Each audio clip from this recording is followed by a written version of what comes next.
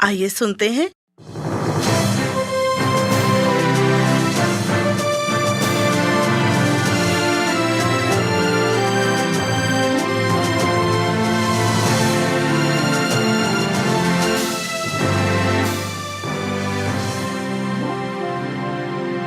परमेश्वर का वचन बताता है, परमेश्वर ने जगत से ऐसा प्रेम किया कि उसने अपना इकलौता पुत्र दे दिया कि जो कोई उस पर विश्वास करे वो नष्ट ना हो परंतु अनंत जीवन पाए। आज के कार्यक्रम में आप सभी श्रोताओं का हार्दिक स्वागत है।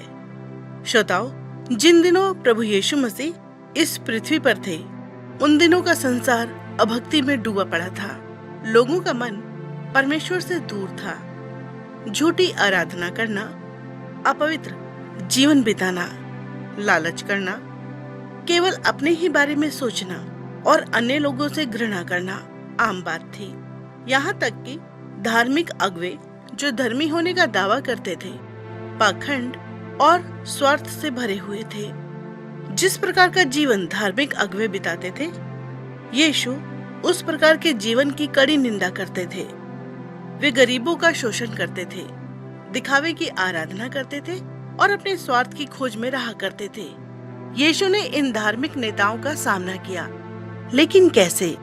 आइए सुनते हैं आज के नाटक में।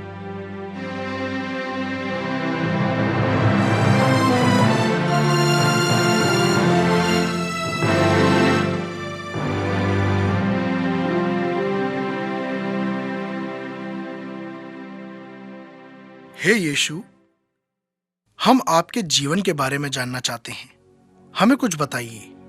फिलिपुस, मेरा जन्म यहाँ से लगभग 6 मील दूर बैतलहम नामक नगर में हुआ था।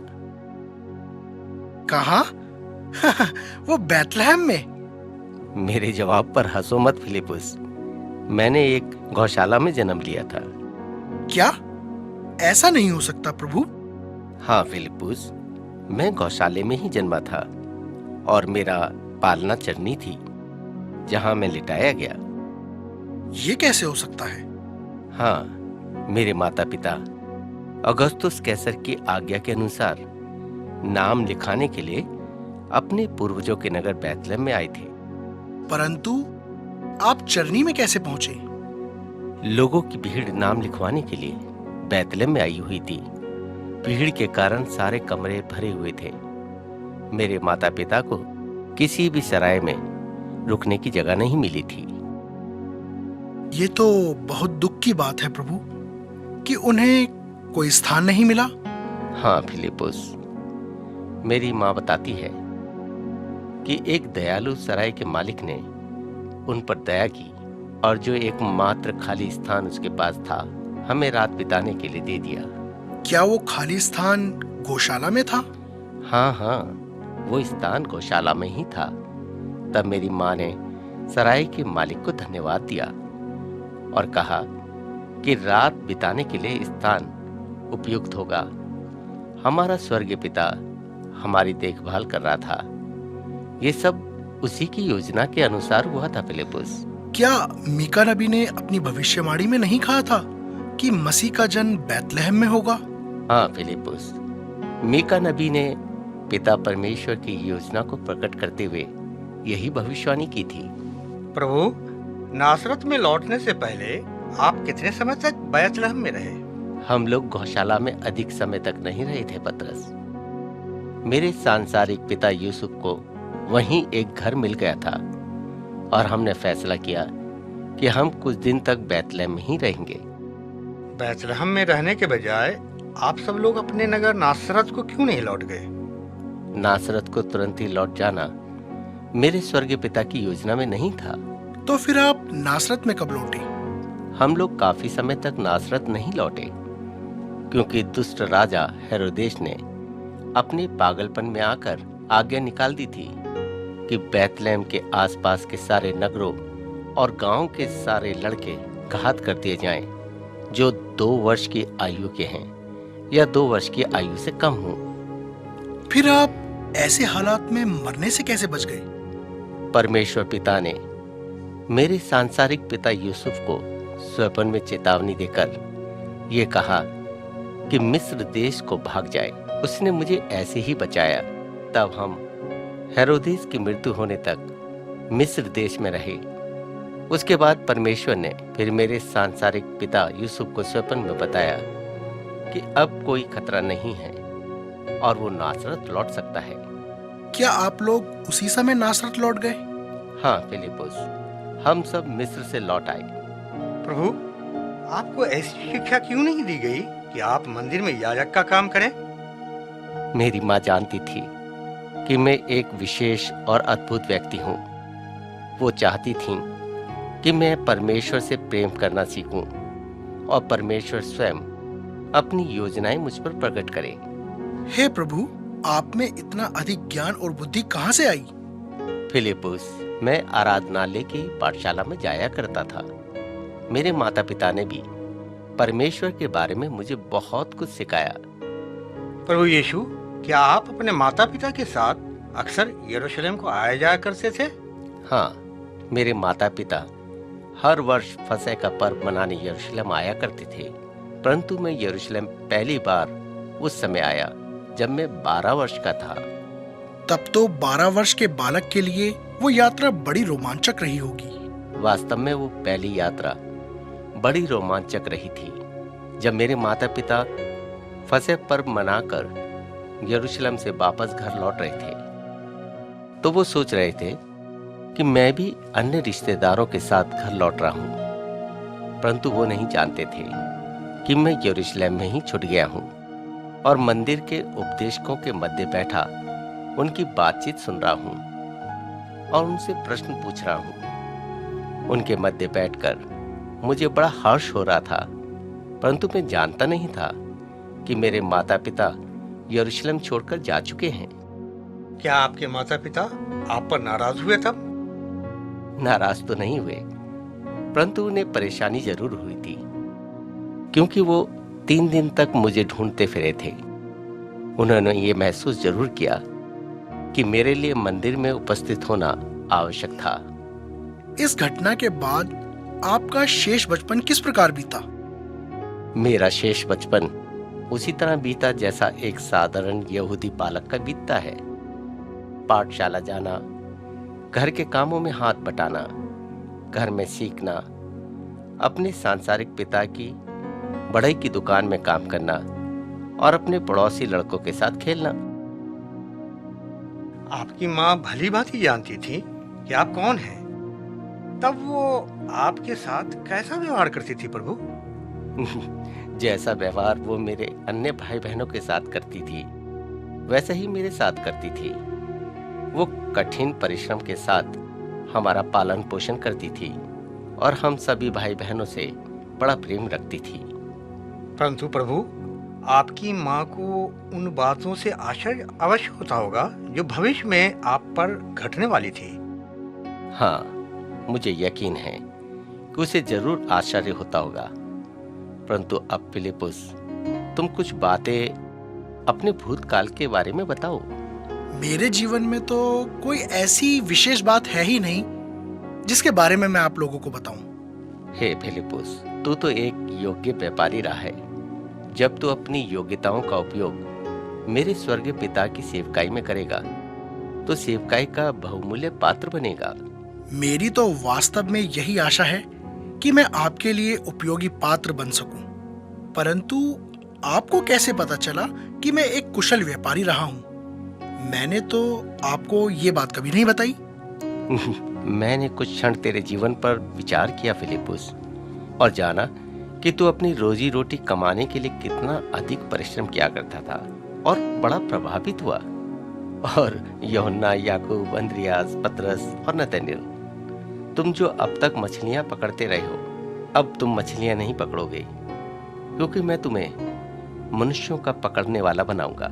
प्रभु, हमें मनुष्यों को पकड़ने वाला बनना होगा? आप कहना क्या चाहते हैं? हाँ पतरस, तुम्हें मनुष्यों का ध्यान खींचकर परमेश्वर की ओर लगाना होगा, ताकि परमेश्वर लोगों के जीवन सदा के लिए बदल दे और उन्हें आशीष दे। मैं प्रार्थना करूंगा प्रभु कि मैं इस श्रेष्ठ कार्य के योग्य बन सकूं। हे यूहन्ना और याकूब, तुम जो कफरनूम के रहने वाले हो, और हे फिलिपुस, पतरस और अंद्रियास, तुम जो बैतसैदा के हो, और ये नतनएल, तू जो काना नगर का निवासी है, तुम सभी पर मुझे पूरा भरोसा है, और इसी वजह से मैंने तुम सबको चुना है। हे प्रभु यीशु, आप तो हमारे बारे में सब कुछ जानते हैं। हाँ, और मैं सोचता हूँ कि तुम भी एक दूसरे को अच्छी तरह से जानते होंगे। अब हम सब मिलकर अपने स्वर्गीय पिता की सेवकाई करना सीखेंगे। हम सेवा करना कब से आरंभ करेंगे प्रभु? अभी सेवकाई आरंभ करने का समय नहीं आया है पतरस। अभी फसह का पर्व मनाने का और परमेश्वर का ध्यान लगाने का समय है। हे स्वामी, ये वर्ष तो हमारे लिए बड़ा ही विशेष वर्ष है, क्योंकि हम आपके साथ मिलकर आराधना करेंगे और फसह का पर्व मनाएंगे।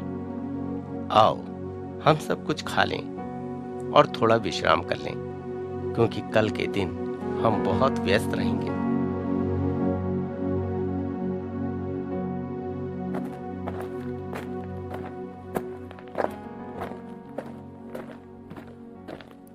फिलिपुस, हे फिलिपुस, जल्दी करो, यीशु प्रचार कर रहे हैं। अब हे इज़राइल, तेरा परमेश्वर यहोवा तुझसे इसके सिवाय और क्या चाहता है कि तू अपने परमेश्वर यहोवा का भय माने और उसके सारे मार्गों पर चले और उससे प्रेम रखे। हे परमेश्वर, मेरी सहायता कर कि मैं सदा तेरे मार्ग पर चलूं। और यहोवा की जो जो आज्ञा और विधि मैं आज तुझे सुनाता हूँ, तू उनको ग्रहण करे, जिससे तेरा भला हो। हे परमेश्वर, मुझे बता कि मैं कैसे आपकी आज्ञाओं को ग्रहण करूं और उन पर चलूं। तू अपनी थैली में एक ही वजन के छोटे बड़े बांट मत रखना। तेरे बांट और तेरे नपुए दोनों पूरे पूरे और सही हों। जो कोई इस प्रकार के कुटिल कार्य करता है, वो तेरे परमेश्वर यहोवा की दृष्टि में घृणित है।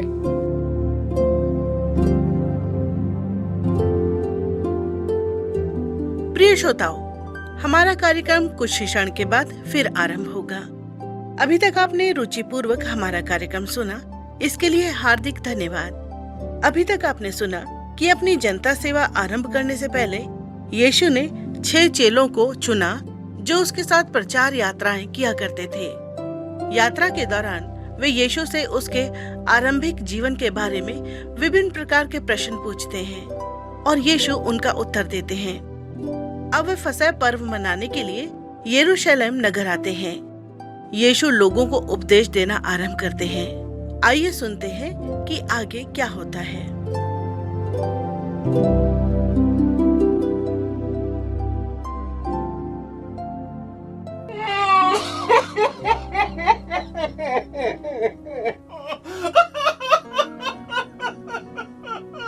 हे परमेश्वर, मैंने आपकी आज्ञाओं का उल्लंघन किया है।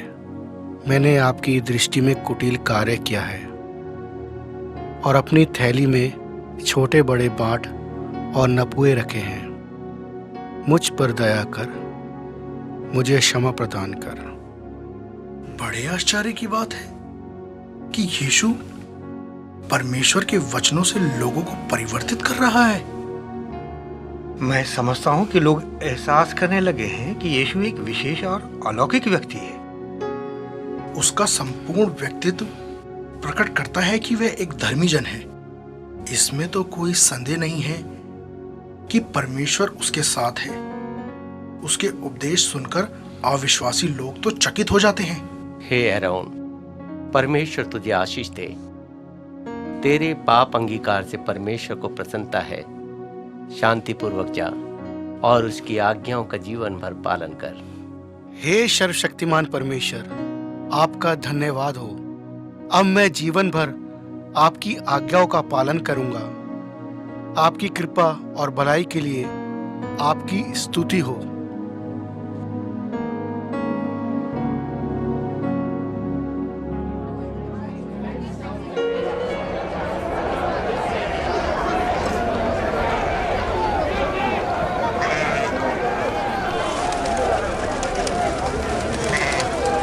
हे पिता परमेश्वर, तेरे भवन की कैसी दुर्दशा इन लोगों ने कर दी है। हे पिता, ये तो तेरा निरादर है। तेरा भवन कैसा अपवित्र हो गया है। अरे फिलिपुस, यीशु ये कार्य क्या कर रहे हैं? ऐसा लग रहा है कि वो रस्सियों का एक घोड़ा बना रहे हैं। देखो, वो व्यापारियों को और उनके पशुओं को मंदिर में से बाहर निकाल रहे हैं। वो ऐसा क्यों कर रहे हैं फिलिपुस? उसने अपने मुंह से एक भी शब्द नहीं बोला।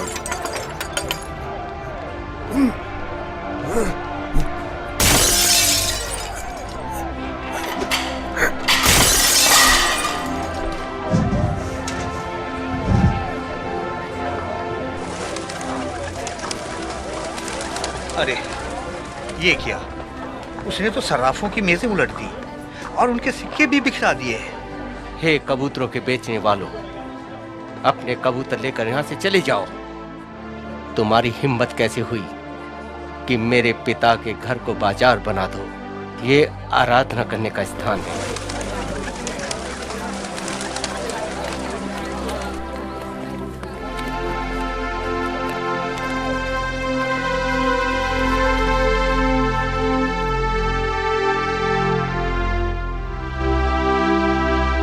अंत में यीशु को बोलना ही पड़ा।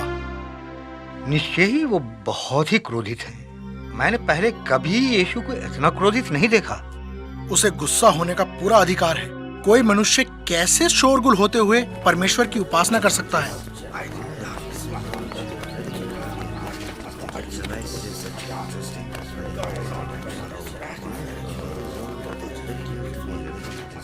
तूने किसके अधिकार से मंदिर में ये उजाड़ किया है? मैं जानता था फिलिपुस कि कोई ना कोई जरूर यीशु का विरोध करेगा और उसे चुनौती देगा। हमें कोई अद्भुत चिन्ह दिखा जिससे ये साबित हो सके कि जो कुछ तू कर रहा है वो उचित है। केनान, तुम इस मंदिर को ढा दो और मैं 3 दिन में से फिर खड़ा कर दूंगा।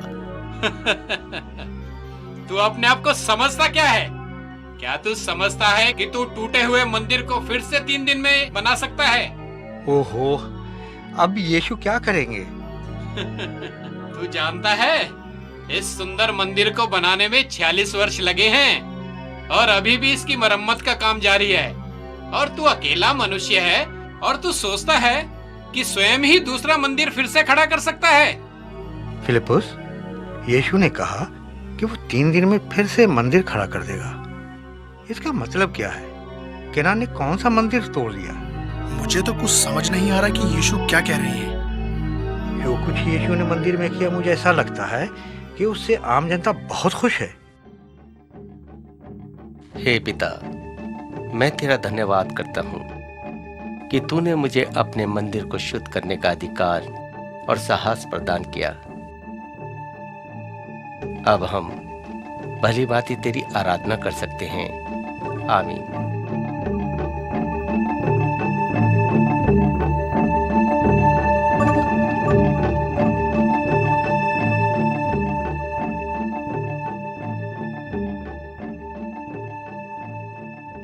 तुम सबको शांति मिले। हे रब्बी, हम आपसे कुछ पूछना चाहते हैं। क्या पूछना चाहते हो पतरस? कल जब हम मंदिर में प्रवेश कर रहे थे तो आप परेशान क्यों हो उठे थे? मंदिर परमेश्वर की उपासना के लिए होता है पतरस, परंतु उन्होंने उसे व्यापार का घर बना दिया। व्यापार का घर बना दिया? लेकिन कैसे? मेरी कुछ समझ में नहीं आ रहा है प्रभु। फिलिपुस, लोग लंबी यात्राएं करके फसह का पर्व मनाने यहाँ आते हैं। वे बलिदान के लिए साथ में पशु तो नहीं ला सकते, इसलिए वो यहाँ खरीदते हैं जो उन्हें महंगे दामों पर दिए जाते हैं और याजकों को बाहरी कमीशन प्राप्त होता है। ये तो सचमुच में गलत बात है। याजक लोग केवल उन्हीं पशुओं का बलिदान चढ़ाते हैं जो मंदिर में से खरीदे जाते हैं और जिन्हें वे महंगे दामों में बेचते हैं। और गरीब लोग इन पशुओं को बड़ी कठिनाई से खरीद पाते हैं। ये तो खुलेआम गरीबों को लूटने के समान है। तुमने बिल्कुल सही कहा पतरस। एक ओर तो गरीब जनता अपनी गरीबी में जी रही है और दूसरी ओर ये याजक लोग परमेश्वर की नहीं बल्कि अपने पेट की पूजा करते हैं। और ये सर्राफ क्या करते हैं? ये लोग किस प्रकार के गलत कार्य करते हैं प्रभु? सर्राफ लोग विदेशों से आने वाले यात्रियों का धन मंदिर की मुद्रा देकर बदलते हैं, क्योंकि विदेशी मुद्रा अपवित्र मानी जाती है। मुद्रा बदलने के कार्य में तो मुझे कोई बुराई नजर नहीं आती। लेकिन पतरस, इसमें बुराई यह है कि सर्राफ बाहरी दाम वसूल करता है। मंदिर की मुद्रा से अधिक लाभ कमाया जाता है। मेरी लड़ाई धार्मिक नेताओं और इन्हीं भ्रष्ट धार्मिक कार्यों के विरुद्ध है। परमेश्वर हमारे धार्मिक नेताओं पर दया करे।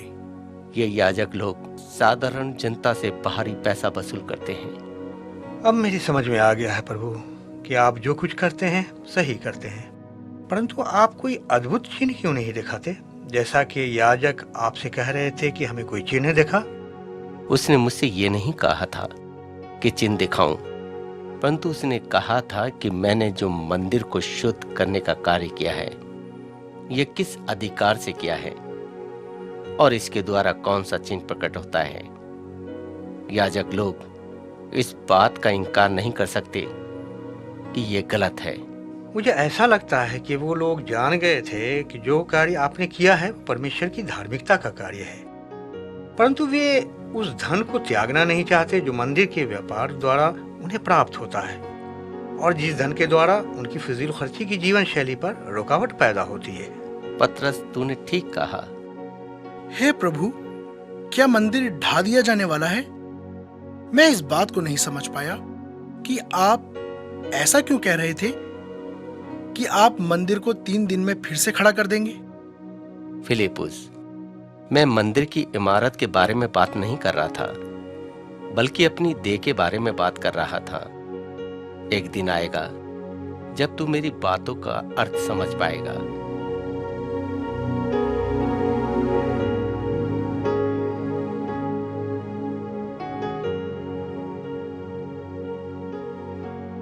श्रोताओ, यीशु न केवल अपने इर्द गिर्द जमा होने वाली भीड़ में ही निरंतर उपदेश दिया करते थे, पर साथ ही अपने शिष्यों को भी शिक्षा दिया करते थे। चेलों ने यीशु को मंदिर में व्याप्त अन्याय और भ्रष्टाचार के विरुद्ध संघर्ष करते देखा था और यीशु से बहुत सी बातें सीखी थी। आज जिस अन्याय का हम सामना करते हैं, उसके प्रति हमारी कैसी प्रतिक्रिया होती है?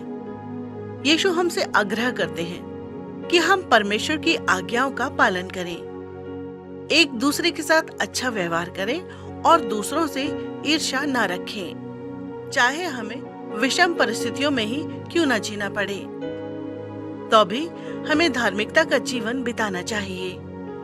अब समय है कि हम परमेश्वर को अपना जीवन समर्पित करें।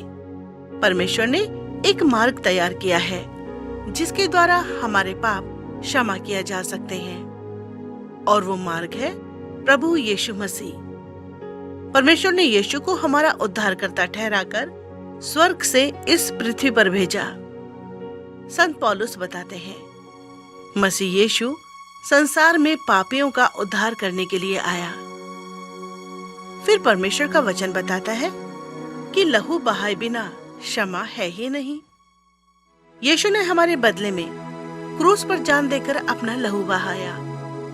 संत पौलुस लिखते हैं, पवित्र शास्त्र के अनुसार मसीह हमारे पापों के लिए मरा और गाड़ा गया तथा पवित्र शास्त्र के अनुसार तीसरे दिन जी भी उठा। यीशु कब्र में ही पड़ा नहीं रह गया, वह जी उठा और सदैव जीवित है। अब मैं एक छोटी सी प्रार्थना करती हूँ, कृपया उसे ध्यानपूर्वक सुने और अपनी व्यक्तिगत प्रार्थना बनाएं। आइए हम प्रार्थना करें। हे परमेश्वर, मैं जानती हूँ कि मैं अपना उद्धार स्वयं नहीं कर सकती। मैं तेरे धन्यवाद करती हूँ कि यीशु मेरे पापों के बदले में मरा। तेरा धन्यवाद हो कि मेरे सारे पाप उसी पर लाद दिए गए। धन्यवाद कि यीशु मृतकों में से जी उठा। धन्यवाद कि यीशु सदा सर्वदा जीवित है। आमीन।